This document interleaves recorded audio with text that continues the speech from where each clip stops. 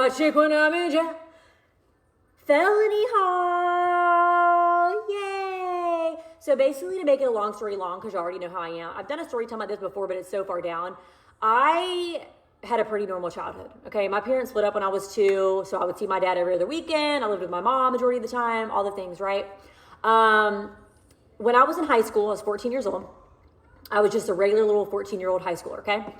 I had 2 close friends. The close friends had like older brothers, so like they were kind of like introduced to like smoking reefer Keefa, stuff like that. So, you know, we did dabble around in some little reefer Keefa. And I was 14, like it wasn't a big deal, right? Until it was. Because even though I had only done it like select few times, the times that I did it, I decided one time would be an amazing time to post a picture of me on Instagram smoking reefer with Keefa. Mind you, at the time, maybe had like 100 followers, okay? And somebody decided to report me because they hated me and they wanted me to die. They reported me to the principal. They showed the picture of me smoking weed, and then they called me into the office, and they were like, what the fuck is this? And I was like, it's fake. I photoshopped it. They were like, Tasia. So they did suspend me. They suspended me from school. They called my mama in the office, and my mama was walking down, and that's the sight you don't want to see. And yeah, she was pissed. She was pissed. And they kicked me out of school. They were like, listen, we can suspend you for 10 days, or we can suspend you for 3 days, but you're going to have to take some drug classes in order to come back within 3 days. And you know what I said? 10 days. I'm not taking no drug. I'll be back in 10 days. I don't want to come to school anyway. My mom said, no, she'll be back in 3, and she's going to take those drug classes. Damn. So, of course, I'm only gone for 3 days. I come back, and everybody was like, you know what I mean? So I'm like, great, this is lovely. And then, you know, in the afternoons after I left school, I'd have to go to drug classes. Like, it was great. And it was at an alternative school. The drug classes were at an alternative school. And so, like, I was around kids that wanted me to die. You know what I'm saying? Like, it was an experience. It sure was. Well, then everything was great. You know, I go back to school, everything starts dying down, like all is well. And my friend was like, oh my God, like you've got to download this new app, Vine. And I was like, nope, not doing it. And I stood on that. I was like, I'm not downloading it. Like, I'm so uninterested. And finally I was like, you know, I'm just going to download it. And I did. And I posted one video and I went viral, and I was like, what is going on? And then every time I posted a video after that, it went viral, and I was like, what is going on? I was the fastest growing girl Viner that there was. And back then there was only select few influencers. Now there's like so many influencers, but back then that wasn't a thing. There was like only like a few influencers. I remember thinking like, all I'm doing is laying on my bed, being myself. Like, it was insane. Okay. Well, with all that comes people reaching out to you. They want to be your manager. They want to do this, getting you brand deals, all the things, right? And so I literally end up getting this manager. His name was Marcus Houston. And he was Roger on, what is that show called? With Tia and Tamara Mori? Sister, I think? Yes. Marcus Houston was my manager for a while. And I went to LA and I auditioned to be on Disney Channel, okay? We didn't get the role or whatever, but I remember being out there in LA. We were going over scripts and shit with the mom from George Lopez. George Lopez's mom on that show. She was my acting coach. She was so nice. And I remember like auditioning in front of the people at Disney, and I was so fucking nervous. So I obviously didn't do my very best because I'm literally like, I think I was 15 at the time. Like, I don't know what the fuck's going on. Like, this just happened overnight. Like, what the fuck? So we didn't get it, obviously. And then I'll go back home, go back to school. Like, I didn't just audition in LA in front of people at Disney. So it was crazy, right?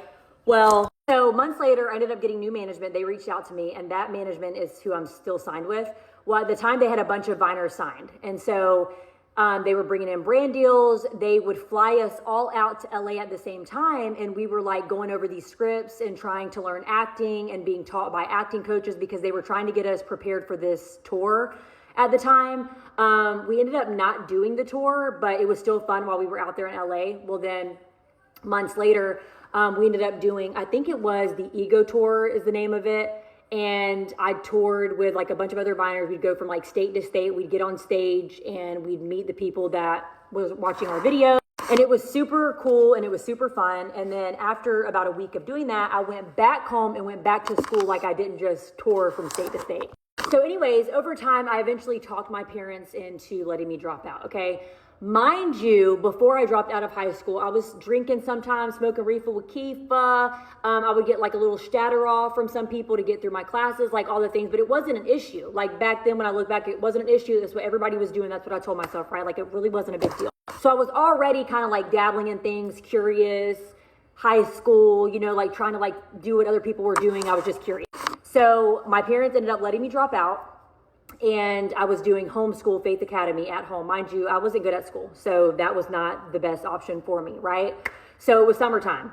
I ended up becoming friends with people from different schools. We were like partying together, having a ball running the streets, okay? And at the time, it was just like high school regular fun. You know, like you go to somebody's house or there'd be parties, you get drunk and go back home or whatever. Well, that was fine for me until it wasn't, because then I started like masking my anxiety with drinking and doing other things. And being a young woman on social media at such a young age, mentally, it wasn't the best for me looking back, right? So I kind of just started masking things with drinking and doing things that I shouldn't have been doing and hanging around a lot of people so that I could keep busy. And so by the time the summer was over and it was time to start school, I was like, could not stop thinking about partying, literally. Then I ended up meeting somebody that was very toxic for me. I was toxic at the time too. He also was into things in the streets, and then you put both of us together and it's a disaster, which it was. It was the worst time of my life. And during all that, so many things happened to me because I was living so insane. Sexually assaulted, falling out with friends, overdose. Like it was just this, it was so much going on. Back then, like I really didn't have genuine friends. A lot of the people that were friends with me, they just wanted to kind of like use me for followers and shit like that, which is also why like in my adulthood, I just don't have friends. Like I just stick to myself. I have a really hard time trusting people, and that's something that I'm working on with God.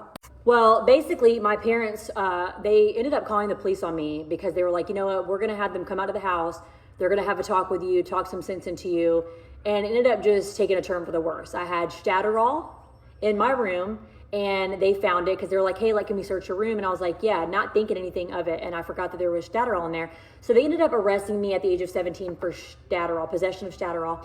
And I go to jail, I'm locked up, and I'm in there with people that are in there for tricking and all kinds of things. And they were like playing with my hair, and they were like, oh my God, like you'd make so much money on the streets. And I remember thinking, get me the fuck up out of here.